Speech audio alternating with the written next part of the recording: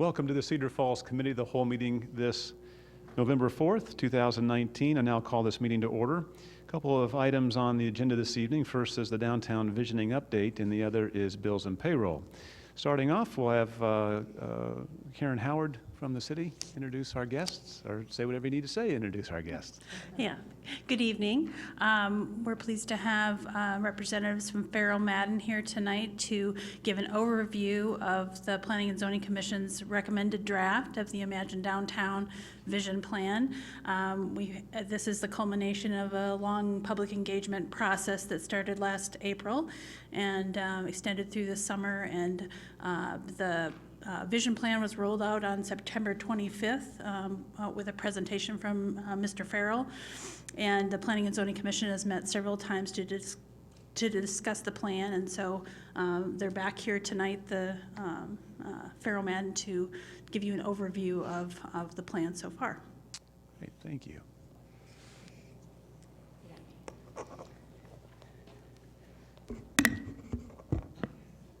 Good evening. Will that work? Yeah. Nice to see you all. Nice to be back in Cedar Falls. I am Mary Madden, and Jeff Farrell and I are going to give you an overview of the draft downtown vision plan.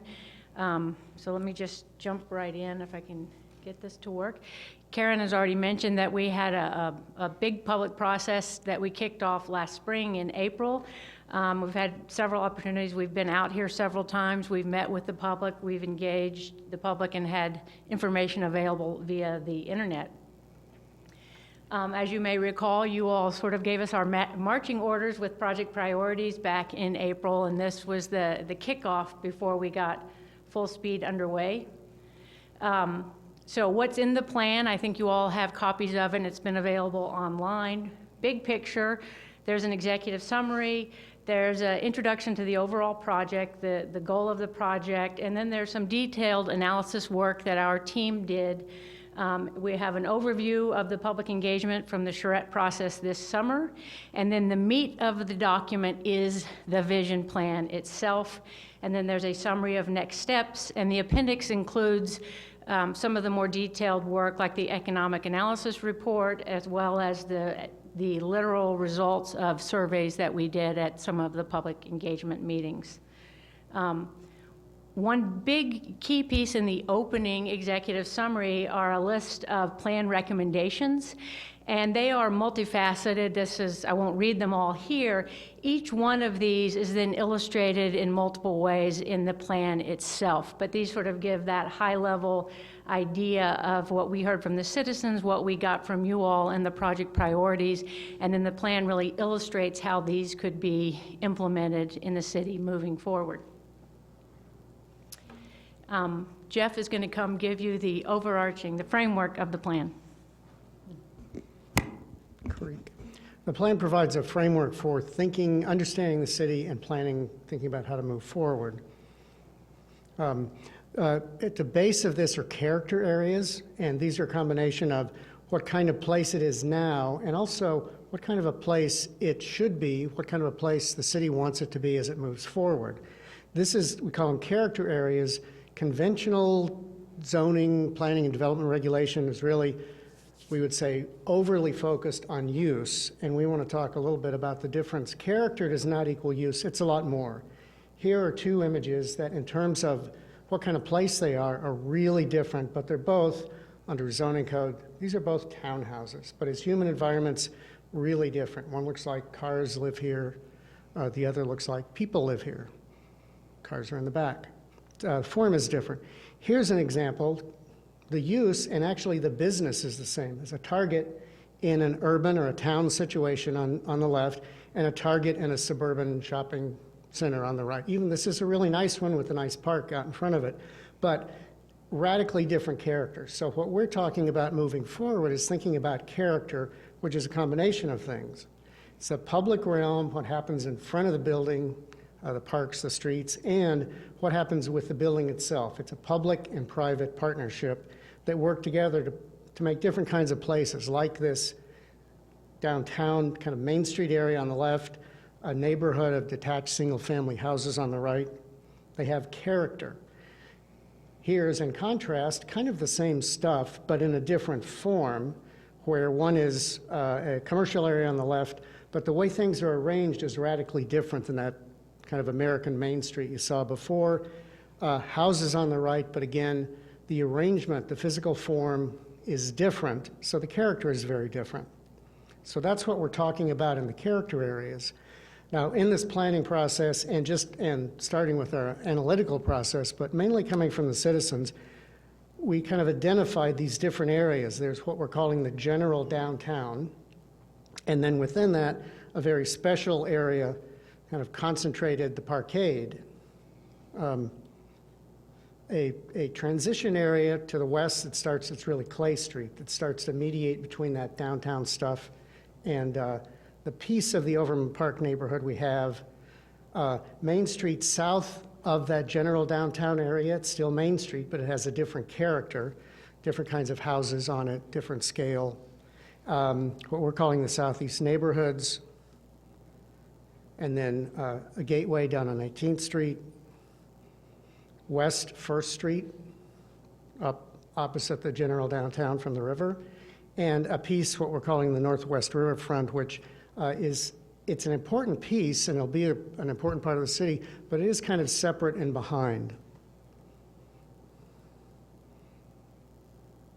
Now, the next step, the Downtown Vision Plan identifies frontages. These would be the kinds of things you would see on the building as you walked or drove or rode a bicycle down one of these streets.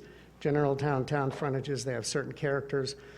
These pages are important to look at because they start to send us forward into what we'd be thinking about for new development in these areas. Downtown frontages, storefront frontages. This would really right now apply to the parkade area, where almost everything is a storefront. It's concentrated retail and intense environment. And then we have a couple of variations in scale on what we're calling the missing middle. These would be things that could be built in the adjacent neighborhoods that are of either a medium scale, where it's a step up in intensity but still is fitting in, it's residential, and there's also a small scale. The small scale stuff, the idea is these are things that could be built in existing single family neighborhoods that really fit in. They might be a step up in intensity, so there might be a duplex or a triplex, but we're really keeping the scale down so they're not disruptive. And I've enlarged the green boxes that start to get at some numbers, some idea about what criteria would be when we move to the zoning ordinance. So to understand where the plan is going, this is a piece that's important to look at. The vision chapter gets into what the citizens did. It's about moving forward. We did an illustrative plan. You see that here on the left. This is a plan, important to understand, this isn't the plan. The brown footprints represent new buildings. This is not saying that if you own a piece of property here, we're going to come and build this footprint on it. It's an illustration to help people kind of visualize change before it occurs. This is one way things could develop consistent with the plan. The gray buildings are existing buildings, so you see what we're doing is infill, complementing what's already there. You might see, if you look closely, that we've shown a couple of in the downtown parking ramps, and that's one of our prototypical projects to follow. Doesn't mean they get built exactly there, but we're looking at how things could be done moving forward. The plan isn't a straitjacket, it's a guide on how to go forward. In the vision plan, we have a total of, 12 prototypical projects where we looked at an individual what if and made drawings exploring it. These drawings were done by professional architects who, we also had some developers in the room looking over our shoulder, and we have market economists with us, so they're explorations of what's a realistic thing that could be done. I'm going to show you 3 of these quickly. The first one, this is 4th Street with the parkade right behind you. You're looking down towards Washington. A couple of things to point out, and briefly, now I'm going to go back one. There's public investment in the existing situation. There's a lot of area here we'd say could be used better. A little bit of public investment to start to fix up the street, the sidewalk, which has already begun. And down at the end, that's a prototypical project for a parking ramp that would be a positive addition to the city. We'll talk about that in a second. The idea being, one thing I definitely want to mention, because it's an adjustment we made in between our first and second final draft of this vision plan, is more emphasis to make you aware of the idea of reusing the great existing buildings you have here. In this transformation, if you look at these buildings, there's the idea there might be some minor changes, so those buildings now on 4th and 3rd, kind of an underutilized street. You've got this incredible environment right on Main, and you go off it, and it definitely drops down. This is a way to come back and start to make those positive fronts. So use that great adaptive reuse is the buzzword, but it's common sense. Reuse your great building stock more intently. There's a page that gets into some of the specifics of what that parking ramp would be.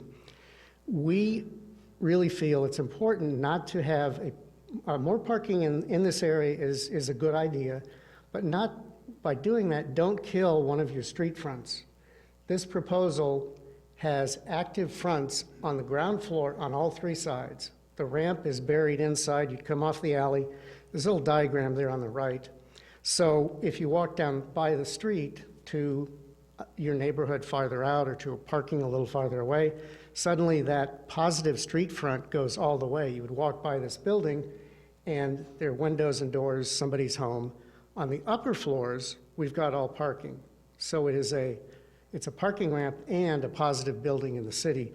We also found when we're looking at the geometries and the angles, the steepness of the slopes, it seems to us that you really need a full block width to do this properly. Otherwise, as it gets too much shorter, it ends up that the circulation to get up and to go around eats up as much space as actually parking spaces. So there's an efficiency of scale here. And I'm talking too much about this, but this is a case where on this block we got to 276 spaces on this half block. That's with the 2nd, 3rd, and on top of the 4th floor parking. Ground floor, all active use. Couple of other what-ifs out in the neighborhood. This is 11th and Grove. There's an empty lot or lots there. And 2 examples of what might be built. This is under this idea of the missing middle. These are a little step up in scale. They're not single family. The top example are a set of 3 row houses on this lot, and you see drawings on those 2 lots of what they might be. The bottom example is a small apartment building. You might recognize that from, that's right off State Street. And I'm going to be off a few blocks of, is it 9th or 10th? So this is one of your buildings. They fit into the neighborhood. It's a little step up in scale, but still comfortable and appropriate for that region. Another area, this is where Grove and 7th Street start to merge in a curve. Not quite an intersection, a corner. And the idea of taking, in this case, a larger lot and building something that's called a cottage court. This is a set of small kind of mini houses that work together to form a little bit of a larger unit. They have a green. It's often talked about as being a really good place for people who want to do aging in place, something I'm a little sensitive to myself. Smaller houses, maybe less upkeep. They have a common green, so they tend to have a little sense of mini community among themselves. And this is a type that actually is quite popular. This is a picture, I believe, actually Karen's picture. This is in Portland, Oregon.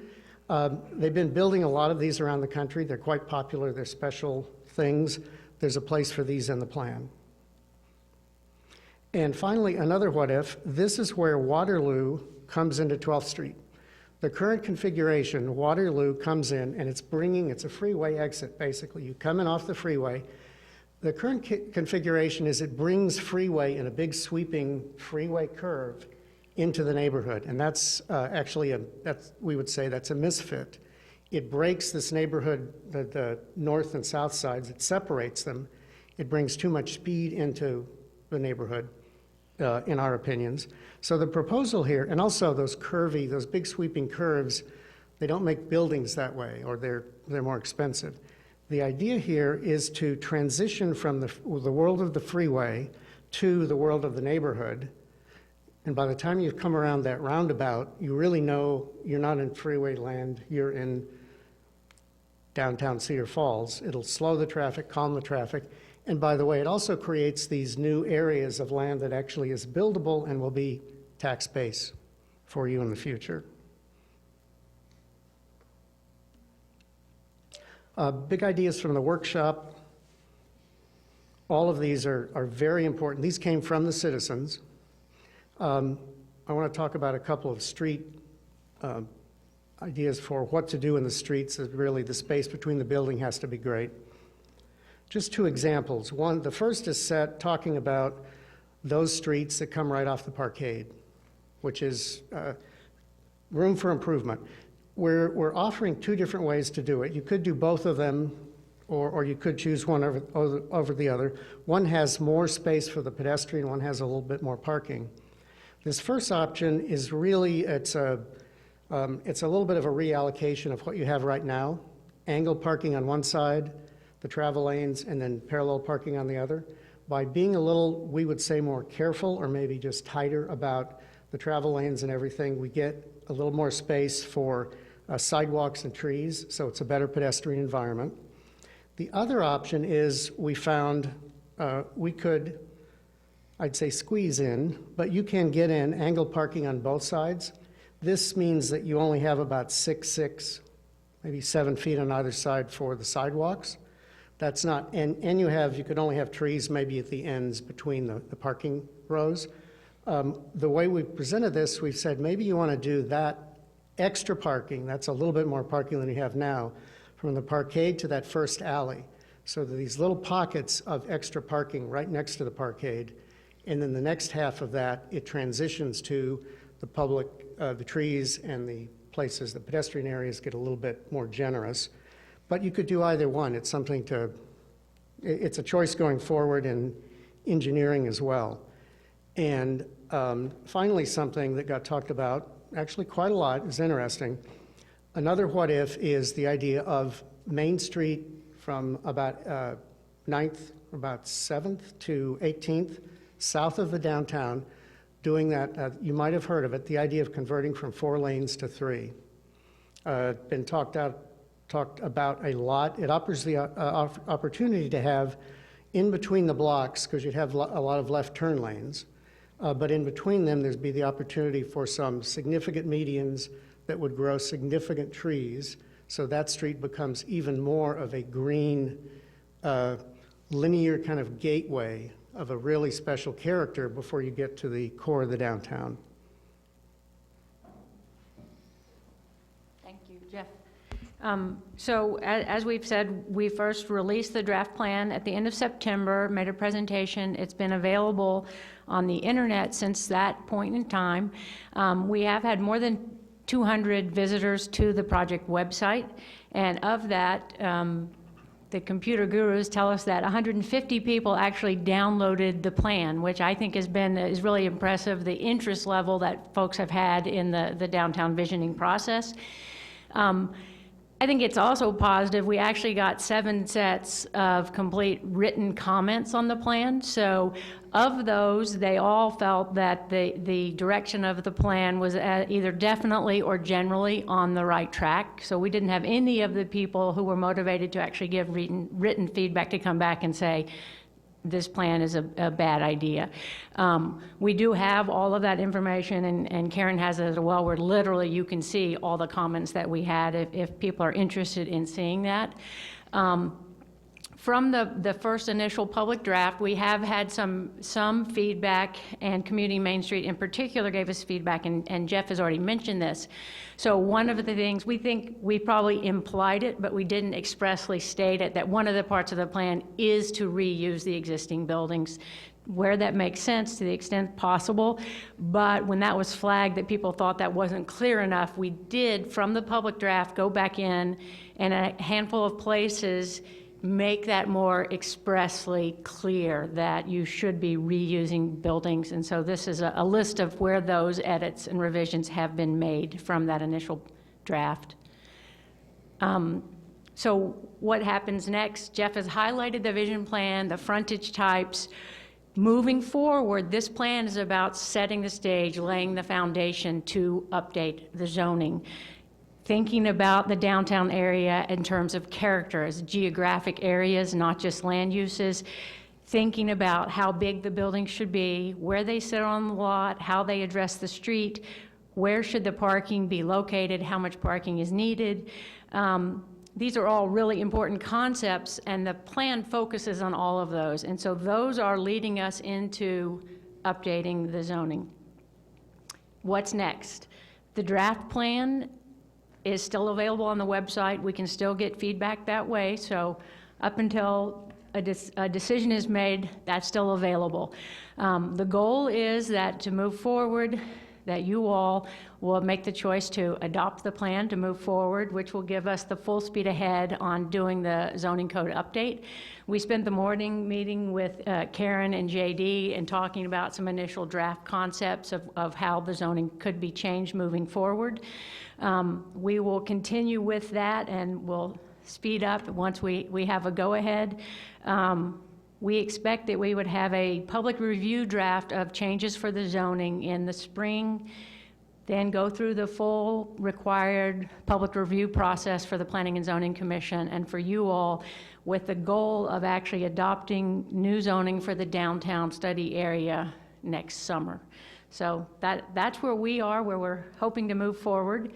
And with that, I think we're ready for questions for Jeff, myself, or Karen if she needs to chime in on anything specific. Thank you, Mary and Jeff. I'll open it up for council. Any questions?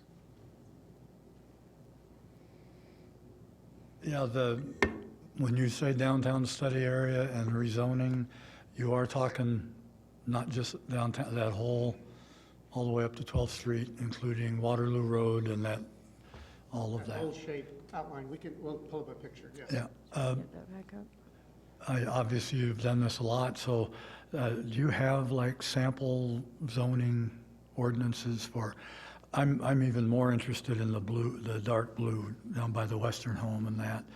And I know we have a lot of rental properties in that area, and the idea of infill development, not more businesses necessarily, but new housing styles and that kind of stuff.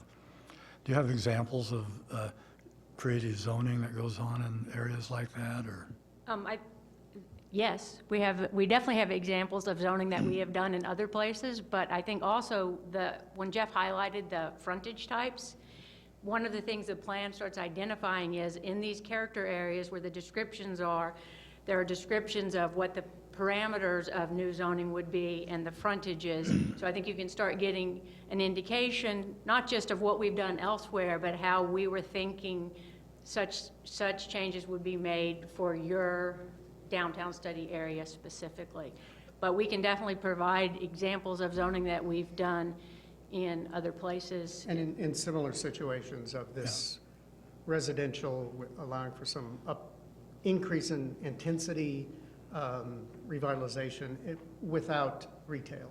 Yeah, and obviously this is a really new way of thinking in this community anyway, I think.